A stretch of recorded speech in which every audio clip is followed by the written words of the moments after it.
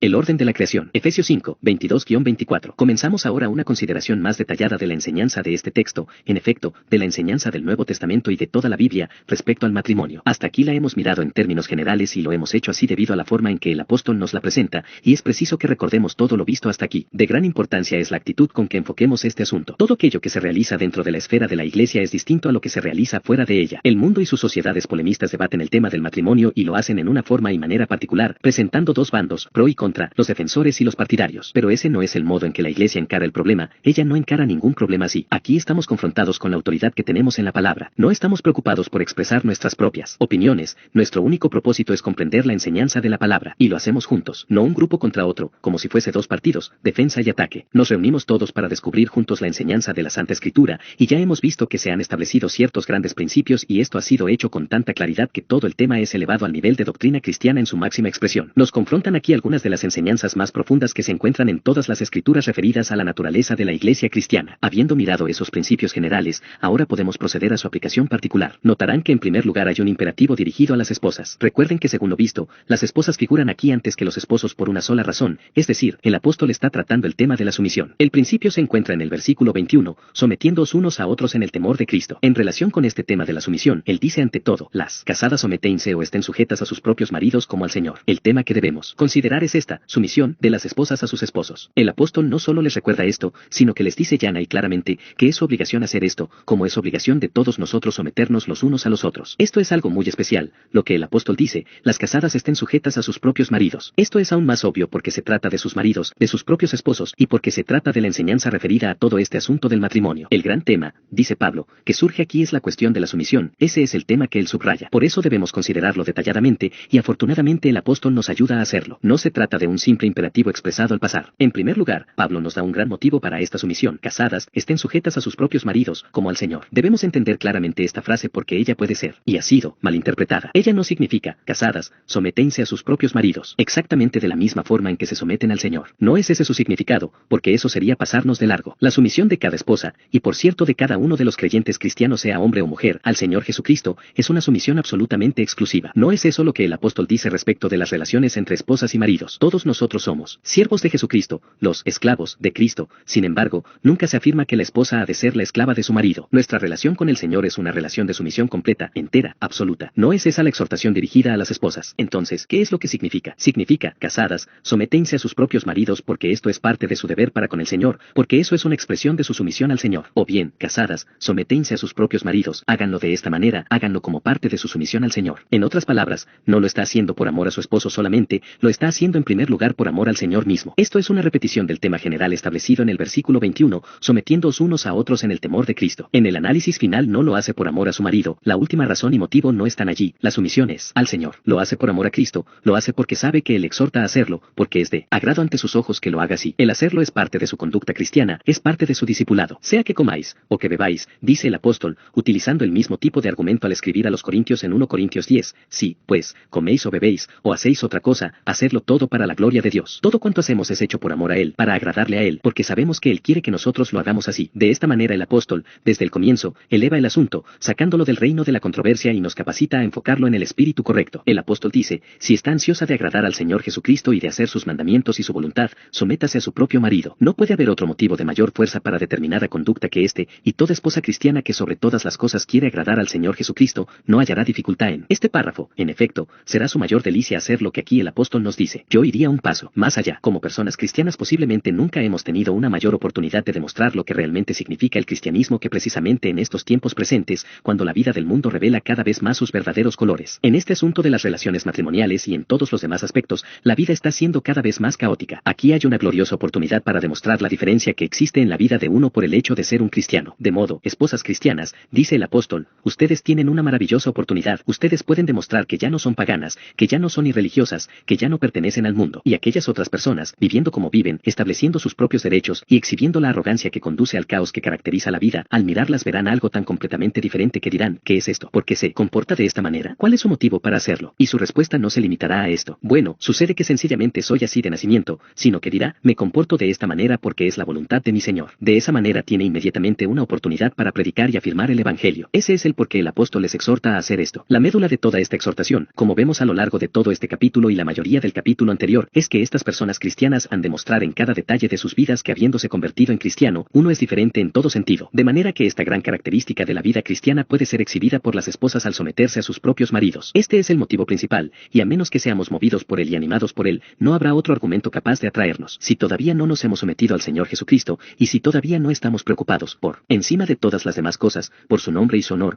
todos los demás argumentos nos serán indiferentes. El apóstol lo pone en primer lugar, y nosotros hemos de ponerlo en primer lugar también. Pero habiendo dicho eso, Pablo prosigue para darnos razones particulares, razones adicionales. Aquí nuevamente notamos la riqueza y la gloria de las Escrituras. Hay dos grandes motivos secundarios, dice el apóstol, por los cuales cada esposa cristiana debe someterse a su propio marido. El primero es lo que podemos llamar el orden de la creación. El segundo es que se trata de algo que pertenece al reino de las relaciones de la Iglesia con el Señor Jesucristo. Ambos motivos se encuentran en el versículo 23, porque, y aquí está el primer motivo, el marido es cabeza de la mujer. El segundo motivo es este, así como Cristo es cabeza de la Iglesia, la cual es su cuerpo, y Él es su Salvador. Miren el primer motivo. Ocurre que esta es una parte del orden de la creación, una parte de las ordenanzas de Dios, de los decretos de Dios, de la voluntad de Dios, de lo que Dios ha establecido con respecto a esta relación entre hombres y mujeres. Esta es una enseñanza que se encuentra en diferentes partes de la Escritura. Primero se encuentra en el segundo capítulo de Génesis al comienzo mismo de la creación, y se nota como todas las referencias del Nuevo Testamento nos conducen de vuelta allí. Eso es lo que quiero decir al afirmar que pertenece al orden de la creación. Antes que consideren el matrimonio desde el punto de vista específicamente cristiano, deben volver más atrás, porque el Nuevo Testamento nos envía atrás. Nos envía de regreso al libro de Génesis y a todo el tema de la creación. También nos refiere al tema de la caída. El relato de ella se encuentra en Génesis 3:16, el texto crucial que nos relata lo que Dios dijo a la mujer por haber prestado atención a Satanás y a su tentación y por haber comido del fruto prohibido. A la mujer dijo: multiplicaré en gran manera los dolores en tus preñeces, con dolor darás a luz los hijos, y tu deseo será para tu marido, y él se enseñoreará de ti. Esta es una adición a Génesis 2 y debemos prestarle cuidadosa atención. A fin de resumir la enseñanza de las Escrituras en cuanto a este importantísimo asunto del matrimonio y la familia, podemos resumir de diferentes partes de la Escritura los principios que se nos presentan. Recuerden que estamos tratando esencialmente con el matrimonio, y no con la condición de la mujer, o de todas las mujeres. Por cierto, también debemos deducir de las Escrituras la enseñanza referida a las mujeres en general, en relación con asuntos tales como la mujer en la vida profesional y asuntos parecidos. Pero no ese es el tema que estoy tratando, sino solamente el tema del matrimonio. ¿Es eso lo que el apóstol hace aquí? Él se está dirigiendo a las esposas. En este momento no se está dirigiendo a las mujeres solteras. Hay enseñanzas sobre ese tema, pero solo se encuentran en los límites de nuestro texto aquí indirectamente. La enseñanza es la siguiente. Primero, nótese que el énfasis es puesto constantemente en el hecho que el hombre fue creado primero, no la mujer, de modo que hay una prioridad natural en cuanto al hombre. Las Escrituras también subrayan que la mujer fue hecha del hombre, tomada del hombre, con el propósito de ser ayuda para el hombre, una ayuda idónea para el hombre. Ninguno de los animales podía suplir esa necesidad. Y puso Adán nombre a toda bestia y ave de los cielos y a todo ganado del campo, mas para Adán no se halló ayuda idónea para él. Y puesto que no hubo ayuda idónea para el hombre de entre los animales, fue creada la mujer. Esa es la enseñanza básica, y nótense que los apóstoles le dan gran importancia. El hombre fue creado primero, pero no solo eso, el hombre también fue hecho señor de la creación. Fue al hombre a quien se le dio esta autoridad de gobernar sobre la creación bruta y animal, fue el hombre a quien se le encargó ponerles nombre. Aquí tenemos señales de que el hombre fue puesto en una posición de liderazgo, señorío, autoridad y poder. Él toma las decisiones, él da las ordenanzas. Esa es la enseñanza fundamental respecto a todo este asunto. El apóstol Pedro subraya todo esto en aquella significativa frase suya donde dice a los maridos que den honor a sus esposas como a vaso más frágil, 1 P. 3:7. ¿Qué quiere decir con vaso más frágil? Evidentemente se refiere a lo que se enseña con tanta claridad en los primeros capítulos de Génesis y en todas partes de la Biblia. Sobre todas las cosas se refiere a todo este tema del señorío y del liderazgo del hombre. El hombre es, desde el punto de vista físico y por naturaleza, más fuerte que la mujer. Él fue hecho para ser más fuerte y lo es. Yo podría detallar esto más. Sería muy fácil establecer esto, no solo desde el punto de vista anatómico, sino más del punto de vista fisiológico. Desde el punto de vista físico, nervioso, y en muchos otros sentidos la mujer no debía de ser tan fuerte como el hombre. Ella es de constitución diferente, y cuando el apóstol dice que ella es el vaso más frágil, de ninguna manera está hablando en sentido despectivo. Simplemente está diciendo que ella es, en esencia, diferente al hombre y que el hombre debe recordarlo siempre. En estos aspectos el hombre no debe tratar a la mujer como a su igual. Debe recordar que ella ha sido hecha diferente y que la debe respetar y honrar y guardar y proteger conforme a ello. Esta es entonces la enseñanza básica, fundamental. El hombre ha de ser cabeza de la esposa y ha de ser cabeza de la familia. Dios lo ha hecho de esa manera, lo ha investido de facultades y poderes y tendencias que lo capacitan a cumplir esto, y Dios hizo a la mujer de tal manera que sea un complemento del hombre. Ahora bien, la palabra complemento conlleva la noción de sumisión. Su función principal es compensar una deficiencia en el hombre. Por eso estos dos llegan a ser una carne, la mujer es el complemento del hombre. Por tanto, el énfasis está en que el hombre no solo es responsable por sí mismo, sino por su esposa y por su familia en todos los asuntos de importancia última. La esposa debe ayudarlo, sostenerlo, auxiliarlo y hacer todo lo que esté a su alcance para capacitarlo a cumplir su función como señor de la creación, posición en la cual fue puesta por Dios. Ella fue creada para ayudar al hombre a cumplir esta gran y maravillosa tarea. Esa es la enseñanza básica referida a la relación de esposos y esposas según quedó establecida por el mismo orden de la creación. Estas son las reglas fundamentales en cuanto a la vida del hombre en este mundo, pero debemos ampliarlo más. Así es como fue antes de la caída, mientras el hombre y la mujer aún eran perfectos, mientras todavía vivían en el paraíso sin pecado, sin ningún defecto en ellos, ese fue el orden establecido por Dios. Pero desafortunadamente algo ocurrió, la caída. La importancia de la caída es ilustrada con gran claridad, especialmente por el apóstol Pablo en 1 Timoteo 2, 11-15. Nótense que el apóstol se esfuerza por señalar que fue la mujer quien fue engañada y quien cayó primero, y no el hombre. De manera que la caída estableció otra diferencia. Génesis 3:16 lo afirma. Aquí lo vemos de nuevo. A la mujer dijo, multiplicaré en gran manera los dolores en tus preñeces. De esto uno no puede sino deducir que el nacimiento de los hijos probablemente habría sido sin dolor si no fuera por el pecado y la caída. Con dolor darás a luz los hijos. Pero para nuestro propósito ahora, son significativas las palabras que siguen. Tu deseo será para tu marido, y él se enseñoreará de ti. Aquí tenemos un elemento adicional. No solo reitera el señorío, el liderazgo y el hecho de ser la cabeza, cosas ya establecidas antes de la caída, sino que, además lo acentúa, él se enseñoreará de ti. Aquí hay un nuevo elemento. La subordinación de la mujer respecto del hombre ha sido incrementada como resultado de la caída. Ahora bien, se puede alegar que el edicto de Dios fue promulgado por esta precisa razón, que la esencia misma de la caída, de lo que ocurrió a Eva, es que ella, al ser confrontada por la insinuación y la sugerencia del diablo, en vez de hacer lo que debía haber hecho, lo que de otro modo habría hecho, y de hacer lo que se le había enseñado a hacer, es decir, ir a Adán y consultar con él sobre el punto, tomó ella misma la decisión y se colocó en la posición de liderazgo. Ella misma manejó la situación y como resultado de hacerlo así, en vez de llevarla a Adán, cosa que debía haber hecho, ella cayó. Además ella lo implicó en la caída y así toda la raza humana cayó. De modo entonces, en cierto sentido el pecado original fue que la mujer no llegó a comprender su lugar y su posición en la relación matrimonial, usurpó la autoridad, el poder y la posición, y de esa manera introdujo la calamidad y el caos. Eso no solo se expresa en Génesis 3:15, sino que constituye la base entera del argumento del apóstol respecto a las mujeres que toman autoridad,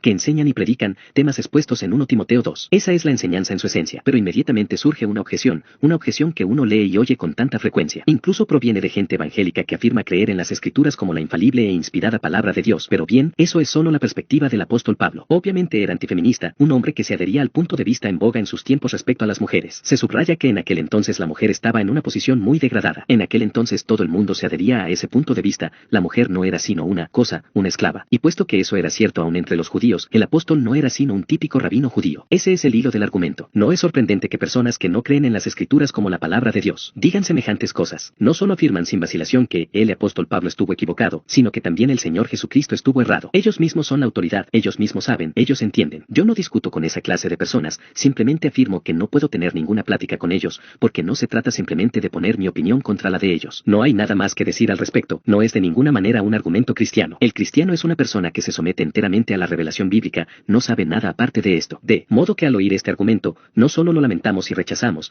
también debemos responderle y le respondemos de esta manera, hablando en términos generales, es perfectamente correcto decir que en el tiempo de nuestro Señor y del apóstol Pablo se tenía un concepto bajo de la mujer, pero ese no era el concepto de los judíos, pues ellos tenían estas escrituras y las creían, y ciertamente no era ese el concepto del apóstol Pablo. ¿Han notado lo que dice en 1 Corintios 11:11? Sus palabras dicen, pero en el Señor, ni el varón es sin la mujer, ni la mujer sin el varón. Este gran apóstol se gloriaba en el hecho de que en Cristo Jesús no había ni bárbaros ni escitas, esclavos ni libres, ni hombre ni mujer. Parte vital de su predicación del Evangelio era decir, en este asunto de la salvación hombres y mujeres son iguales, y la mujer tiene la misma oportunidad en la salvación que el hombre. Él se gloriaba en eso, y no hay hombre que hable más delicadamente y más gloriosamente sobre el estado de mujer, y de la verdadera gloria que hay en ser mujer, que el apóstol Pablo. Además, nótense que no se limita a darnos una lista de los deberes de las esposas hacia sus maridos, sino que siempre nos dice también el deber del esposo hacia la esposa. Además demuestra que el concepto que el esposo cristiano tiene de la naturaleza femenina y de la mujer y de su esposa es algo tan exaltado que supera a todo lo que el mundo haya conocido. El apóstol pone todo en su lugar correcto. Siempre nos da los dos lados. Pero aparte de todo esto, el apóstol nunca expresa estas cosas como si fuesen su propia opinión. Siempre regresa a Génesis y al orden de la creación. El efecto es como si dijera, esto no es mi opinión, esto es lo que Dios ha establecido. La única preocupación del apóstol es que la verdad de Dios sea conocida y que las ordenanzas de Dios sean constantemente puestas en práctica. De modo que esta tendencia de decir, esto es solo una opinión de Pablo, es una negación de las escrituras. Debemos estar muy claros sobre esto. Si dice creer que la Biblia es la infalible e inspirada palabra de Dios, entonces no debe hablar como habla el mundo acerca del apóstol Pablo, porque cuando él escribe, no solo cita a las escrituras sino que también escribe como apóstol inspirado. Cuando él da su propia opinión siempre tiene el cuidado de aclararlo, y si no dice que es su propia opinión, entonces es inspirado. Recuerde que el apóstol Pedro instruye a sus lectores a prestar atención al apóstol Pablo. Afirma que algunas personas tuercen los argumentos y los escritos de Pablo para su propia destrucción, como también las otras escrituras, 2 P 3:16. Lo que Pablo escribe es la escritura, de manera que los críticos no están disputando con Pablo sino con Dios, están disputando con el Espíritu Santo. Al mismo tiempo se colocan en la posición contradictoria de decir que creen en la Biblia, pero solo en tanto ella no contradiga lo que ellos creen como criaturas del siglo XX. Eso es negar la creencia en la autoridad de las escrituras. Habiendo tratado con esta necia objeción, no hay nada más necio que esa manera de hablar. Permítanme resumir una vez más la posición. La mujer, de acuerdo a esta enseñanza, la esposa, ha recibido cierta condición. El hecho de estar sujeta a su marido no significa ser una esclava de él, no significa ser inferior a su marido como tal, no, ni por un solo momento. Eso hemos de ver con mayor claridad cuando lleguemos a considerar lo que el apóstol dice acerca del deber del marido hacia su esposa. Lo que está diciendo es que la mujer es diferente, que es el complemento del hombre. Lo que el apóstol prohíbe es que la mujer trate de conducirse varonilmente, es decir, que trate de comportarse como un hombre, o que una mujer trate de usurpar el lugar, la posición y el poder que le han sido dados al hombre por Dios mismo. Eso es lo que está diciendo. No se trata de esclavitud, está exhortando a sus lectores a comprender lo que Dios ha ordenado. Por eso la mujer debería regocijarse en su posición. Ella ha sido hecha por Dios para ayudar al hombre a funcionar como representante de Dios en este mundo. Ella ha de ser la ama de casa, la madre, la ayuda del hombre, su consoladora, aquella a quien el hombre puede hablar y mirar en busca de consuelo y aliento. Ella es una ayuda idónea para el hombre. El hombre comprende la verdad acerca de sí mismo, ella también comprende la verdad acerca de ella misma, y de esa manera ella lo completa y le ayuda. Y juntos ellos viven para la gloria de Dios y del Señor Jesucristo. Una ilustración quizá nos ayude aquí. La idea de liderazgo o del hecho de ser cabeza tropieza a algunas personas, porque piensan que eso necesariamente conlleva la idea de una inferioridad inherente y esencial. Pero no ese es el caso. Toda esta noción de que el esposo es cabeza en la relación matrimonial es comparable en muchos sentidos a la relación de soldados con su líder. En un ejército reinaría completo caos si cada uno tuviese el derecho de decidir cuál sería el siguiente paso. Como ya he indicado anteriormente, tan pronto una persona se une a las fuerzas armadas se somete a ellas diciendo que va a obedecer la orden que viene desde arriba, no importando lo que él piense de ella, ese es su deber. Está concediendo este derecho de dar órdenes a su superior, y aunque pueda tener sus propias ideas y opiniones, ahora las pasa por alto, ahora se somete y permanece en sujeción. O si quieren pensar en un número de personas en un equipo jugando al fútbol o al béisbol, lo primero que deben hacer es designar un capitán. No todos son capitanes, si así fuera, jamás ganarían un partido. Lo primero que hacen es designar a uno de ellos como capitán. Quizás ni siquiera sea el mejor jugador del equipo, pero ellos deciden por el que tiene el mayor don de liderazgo, de manera, entonces, que lo elevan a la posición de capitán, y habiéndolo hecho así, deben someterse a él. Si fracasan en su sumisión, volverá a reinar el caos. O bien, imagínense una comisión que ha sido reunida para considerar un asunto. Un número de hombres ha sido reunido. Lo primero que hacen es designar un presidente. Por supuesto. ¿Por qué? Porque se necesita una autoridad. No se pueden hacer transacciones comerciales a menos que haya una presidencia a quien dirigirse y es preciso conducirse por las reglas de ese presidente. Nuevamente, nada tiene que ver con el tema de la inferioridad. Aquí simplemente significa que para hacer esto con eficiencia es preciso tener un líder. Supónganse una nueva Cámara de Diputados. Lo primero que ellos hacen es designar a un presidente o moderador, y el trabajo del moderador es precisamente el de sentarse en el lugar de la presidencia y ejercer control e impartir sus órdenes. Otra vez, no significa que él sea el mayor de los hombres en la Cámara de Diputados y que todos los demás sean inferiores a él. No, en su sabiduría, y porque no se pueden realizar negocios sin esto. Ellos elevan a uno de ellos a la posición de autoridad. Ahora bien, la Biblia enseña que Dios ha colocado al hombre, al esposo, en esa posición. De modo que el apóstol dice a las esposas casadas, estén sujetas a sus propios maridos, debido a que el esposo ha sido designado como cabeza. Pero un argumento aún mayor se encuentra en 1 Corintios 11, donde se nos dice que el hombre, esposo, es la cabeza de la esposa, que Cristo es la cabeza del hombre y que Dios es la cabeza de Cristo. Este es un argumento que no puede ser discutido. ¿En qué sentido es Dios la cabeza de Cristo? La respuesta está en lo que a veces llamamos la Trinidad económica. El Padre, Hijo y Espíritu Santo son iguales y coeternos. ¿Cómo entonces puede el Padre, Dios, ser la cabeza de Cristo? Para el propósito de la salvación el Hijo se ha subordinado al Padre y el Espíritu se ha subordinado al Hijo y al Padre. Es una subordinación voluntaria a fin de llevar a cabo la salvación. Es algo esencial para la realización de la tarea. El Hijo dijo, Jim aquí, envíame a mí. Se presentó como voluntario. Él pone a un lado este aspecto de la igualdad y se convierte en siervo de su Padre, y el Padre lo envía. La cabeza de Cristo es Dios. Esa es la forma en que lo expresa el apóstol. Así como la cabeza de Cristo es Dios, así Cristo es la cabeza del hombre, y así el hombre es cabeza de la mujer. Por eso, casadas, estén sujetas a sus propios maridos como al Señor. Esta es la exposición positiva de esta tremenda enseñanza,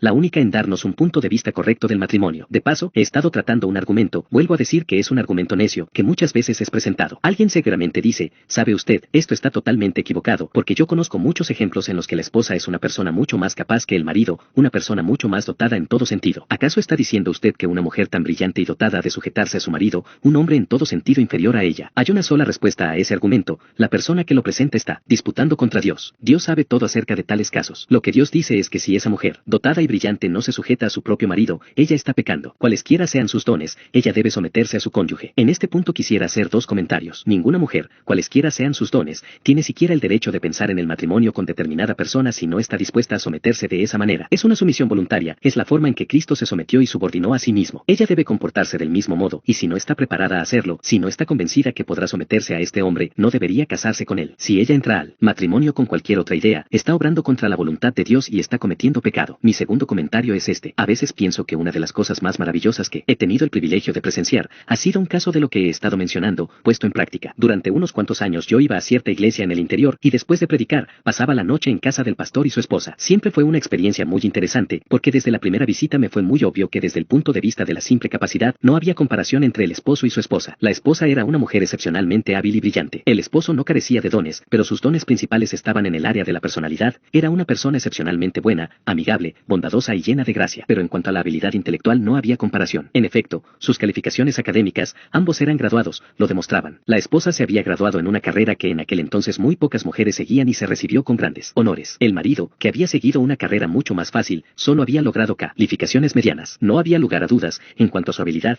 la comprensión de asuntos intelectuales, el entendimiento de ella, me habían impresionado inmediatamente, y a medida que lo seguía conociendo fueron más evidentes. Pero lo que quiero decir es que no recuerdo haber visto nada más maravilloso que la forma en que aquella mujer ponía a su esposo en la verdadera posición bíblica. Lo hacía de manera muy inteligente y sutil. Ella sabía poner argumentos en labios de él, pero la forma de hacerlo siempre sugería que los argumentos eran de él y no de ella. Hay un aspecto divertido en este asunto, pero yo lo estoy contando como una de las cosas más conmovedoras y tremendas que jamás he experimentado. Ella no solo era una mujer muy capaz, ella era una mujer cristiana y estaba poniendo en práctica este principio de que el esposo es la cabeza. Él siempre tenía que hacer la decisión aunque ella le había sugerido las razones para ello. Ella actuaba como ayuda, idónea para él. Ella poseía las cualidades que él carecía, ella lo complementaba, ella lo suplementaba. Pero el esposo era la cabeza y los hijos siempre eran referidos a él. Ella velaba por su posición. Permítanme demostrar la importancia de comprender y apropiarse y de entender esta enseñanza. ¿Por qué darle tanta importancia, y especialmente hoy día? ¿Por qué es más importante que yo diga lo anterior en vez de dar mis opiniones sobre la política o sobre algún problema internacional? Es que la falta de comprensión y de implementación de esta precisa enseñanza causa la mayoría de los problemas en el mundo de hoy día. El problema básico en el mundo de hoy es el de la autoridad. El caos en el mundo se debe a que la gente de todas las esferas de la vida ha perdido todo el respeto por la autoridad, ya sea entre las naciones o en diversas esferas de las naciones, sea en la industria, en el hogar, sea en las escuelas o en cualquier otro lugar. El problema es la pérdida de autoridad. Y en mi concepto, todo comienza en el hogar y en la relación matrimonial. Por eso yo me atrevo a cuestionar si un hombre de Estado, cuyo propio matrimonio está quebrantado, realmente tiene derecho de hablar sobre los problemas del mundo. Si fracasa en la esfera de su mayor competencia, ¿qué derecho tiene de hablar sobre otras esferas? Debería retirarse de la vida pública. El verdadero quebrantamiento comienza en el hogar, en la relación matrimonial. Estoy afirmando que el impresionante incremento de divorcios que ha tenido lugar desde la Segunda Guerra Mundial, se me dice que momentáneamente han decrecido un poco, pero sugiero que es algo temporal solamente y que tiene su explicación, se debe a una sola cosa, esto es, que hombres y mujeres no entienden esta enseñanza de las escrituras sobre el matrimonio y sobre esposos y esposas. La misma falta de entendimiento explica el quebrantamiento de la familia y de la vida de hogar que también es tan obvio en la actualidad. La familia está dejando de ser el centro como solía ser. Los miembros de la familia siempre están en afuera y con frecuencia hasta tardísimo. La vida familiar con su maravillosa cohesión, esta unidad fundamental en la vida, está desapareciendo. Aquí también encontramos la explicación para la mala conducta e indisciplina entre los niños y con ella la principal explicación de la delincuencia juvenil. Incluso las estadísticas pueden probarlo. Los niños que han llegado a ser delincuentes, en forma casi invariable, son niños provenientes de hogares rotos, de matrimonios quebrantados. Como solemos decir nosotros, los niños son los perjudicados. Han sido criados en una atmósfera de incertidumbre, indecisión y conflicto, donde la esposa está contra el marido y el marido contra la esposa, de manera que los niños en sus años tiernos se convierten en cínicos. No tienen respeto ni por el padre ni por la madre, ni por nada ni nadie. El lugar donde un niño debería encontrar confianza, y donde tendría que poder ver autoridad y liderazgo y dirección, ha desaparecido. Allí no queda nada y entonces el pobre niño llega a ser un delincuente. Ha sido criado en esta atmósfera de conflicto entre padre y madre, entre esposo y esposa. Ciertamente existen otros aspectos en esta tendencia que me parecen ser aún más siniestros. ¿No es cierto que a medida que los hombres han estado renunciando a su posición y se han retirado de ella y no han cumplido su deber como maridos y como padres, y que lo han hecho así a causa de simple pereza y egoísmo? En forma creciente los maridos están dejando la disciplina del hogar a las esposas, a las madres. Ya no se los puede molestar, llegan cansados del trabajo a casa y exigen que sus esposas mantengan apartados a los niños y que ellas respondan a sus preguntas. ¿Acaso no está ocurriendo esto en forma creciente? Deliberadamente el marido está dejando vacante la posición en la cual Dios lo ha colocado. Es algo que ocurre entre personas cristianas, pero ocurre aún más entre personas no cristianas. El marido está abandonando su posición y dejándola en su pereza a la mujer. Actualmente también ocurre esto en muchas otras direcciones. Muchas personas cristianas hoy día no quieren tocar la política ya que dicen que es un juego sucio. Pero qué argumento tan asombroso es este. Su deber como ciudadanos del país es interesarse y preocuparse, pero aquí nos interesa particularmente la esfera del matrimonio. Entonces, al otro lado, el movimiento feminista ha llevado a una actitud agresiva de parte de la esposa, de la madre. Ella se está irguiendo como un igual y socavando la influencia del padre en la mente de los hijos. El desdichado resultado es un enfoque completamente equivocado del asunto. No digo esto en un espíritu de crítica. Es algo que estamos viendo más y más en este país, pero en medida incomparable lo estamos viendo en los Estados Unidos de Norteamérica. Allí hay lo que puede ser llamado más o menos una sociedad matriarcal, donde más y más el hombre es considerado como aquel que provee los dólares, el que gana el salario, el hombre que trae el dinero necesario. La mujer, la madre es la persona culta, la cabeza del hogar, y el respeto de los niños va dirigido hacia ella. Este concepto falso y ajeno a las escrituras acerca del hombre y la mujer, el padre y la madre, conduce a una sociedad matriarcal que a mi parecer es sumamente peligrosa. El resultado es, por supuesto, el crecimiento del crimen y todos los terribles problemas sociales que se están encarando en ese país. Luego, debido a su influencia sobre otros países y a través de películas y otras diferentes maneras, esta actitud es esparcida a través de todo el mundo. Una sociedad matriarcal que tiene a la mujer como cabeza y centro del hogar es una negación de la enseñanza bíblica y es, en efecto, una repetición del viejo pecado de Eva. El problema está siendo reconocido cada vez más. Por ese motivo se han formado concilios concilios de consejo matrimonial y cuerpos similares, pero lamentablemente en la mayoría de los casos enfocan el problema en términos de la psicología, y si se examina la vida matrimonial de muchos de estos psicólogos, uno recibe un susto. Estas personas que ofrecen consejo referido a cómo entrar al matrimonio, y en cuanto a cómo se preserva y guarda el matrimonio, no pueden aplicar la enseñanza a sus propios matrimonios. Por supuesto, no pueden. No es un asunto de psicología. Lo que se requiere es simplemente un poco de sentido común y sabiduría y el espíritu de compañerismo y una actitud de dar y recibir. Los hombres y las mujeres saben todo acerca de esto y siempre lo han sabido, hasta que Dios sea la autoridad y el hombre y la esposa se sometan a él, hasta que ellos hagan todas las cosas, como para el Señor, hasta no comprender que se trata del mismo tipo de liderazgo que el que vemos en Dios sobre Cristo, y Cristo sobre el hombre, no hay esperanza. En la medida en que hombres y mujeres durante los últimos 100 años se han apartado más y más de la autoridad de la Biblia, esta terrible enfermedad social y este problema han llegado a ser más y más evidentes. Yo sé que me va a decir, obviamente usted quiere retornar a aquel esposo y padre severo,